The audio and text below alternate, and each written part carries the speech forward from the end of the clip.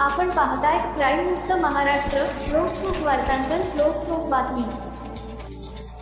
विमाननगर येथील एका स्पा सेंटरमध्ये अनैतिक मानवी वाहतूक करून त्याद्वारे वेश्याव्यवसाय राबविण्याचा धक्कादायक प्रकार समोर आला आहे. या प्रकरणी विमानतळ पोलिसांनी तिघांविरुद्ध गुन्हा दाखल केला असून प्रमुख आरोपीस अटक करण्यात आली आहे.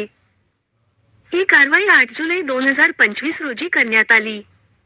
या गुन्ह्याचा तपास विमानतळ पोलीस स्टेशनमार्फत सुरू आहे. या प्रकरणी पोलीस हवालदार राकेश चंद्रकांत चांदेकर यांनी फिर्याद दिली आहे.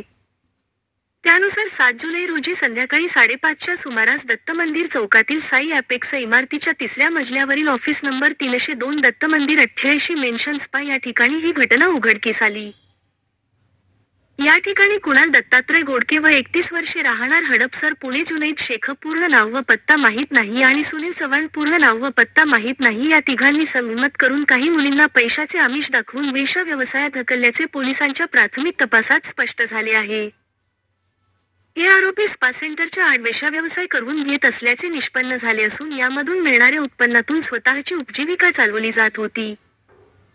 पोलिसांनी छापा टाकून स्पा सेंटरमधून 1,39,900 रुपयांचा मुद्देमाल जप्त केला आहे.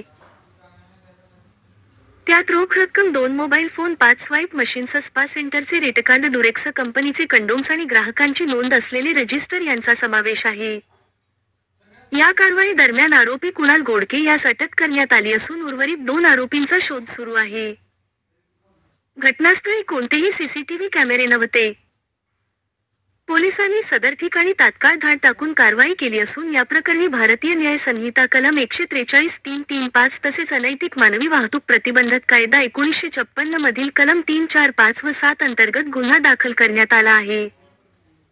घटनास्थळी वरिष्ठ पोलीस निरीक्षक गोविंद जाधव, सहाय्यक पोलीस निरीक्षक समीर करपे, पोलीस उपनिरीक्षक नितीन राठोड, अक्षय सोनवणे आणि तपास पथकातील अन्य कर्मचारी यांनी भेट देऊन पाहणी केली. वरिष्ठ पोलीस निरीक्षक गोविंद जाधव हे या कारवाईचे प्रभारी अधिकारी असून पुढील तपास विमानतळ पोलीस करीत आहेत.